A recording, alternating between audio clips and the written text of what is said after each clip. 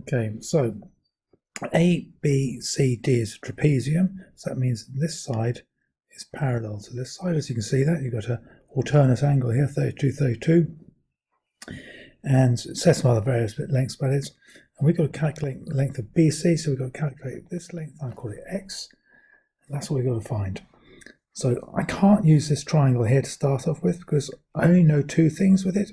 I need to know this length here because then I could use the cosine rule because I've got this, an unknown pair here, and then I could use both of these two. So I need to find this side first, so I'm going to have to use this right angle triangle. I know two things here, but I know the right angle as well, so I can work out this bit, which will be the hypotenuse. I'll put it inside the certain thing there, and that's going to be a right angle triangle, so that's just going to be our standard SOHCAHTOA.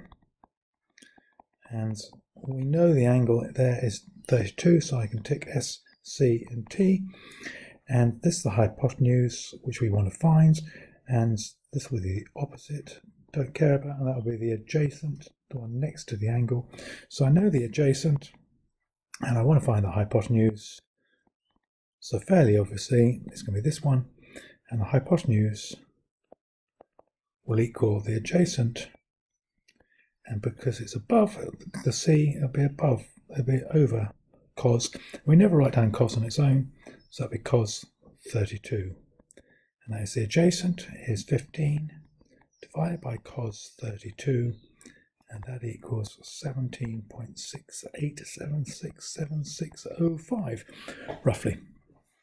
So I now know what this one is. That's 17 points. I'm having my calculator for it as an answer. So 17.687, etc.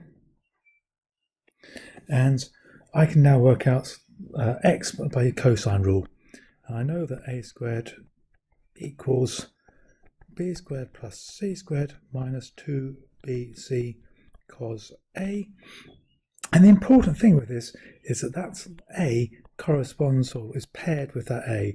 So in this case, the x is paired with the 32, and it doesn't matter which one the b and c is, whether it's b is 44 or whether b is this one here.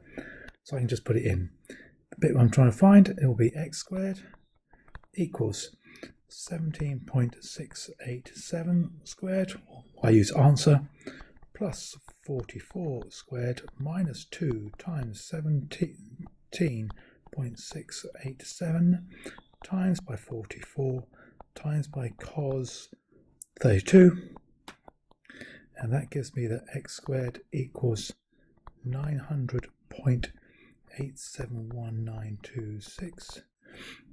X squared. It's pretty obvious. There's no way it's going to be 900. This is x squared. That's why it's always worthwhile checking to see if you got the answer right.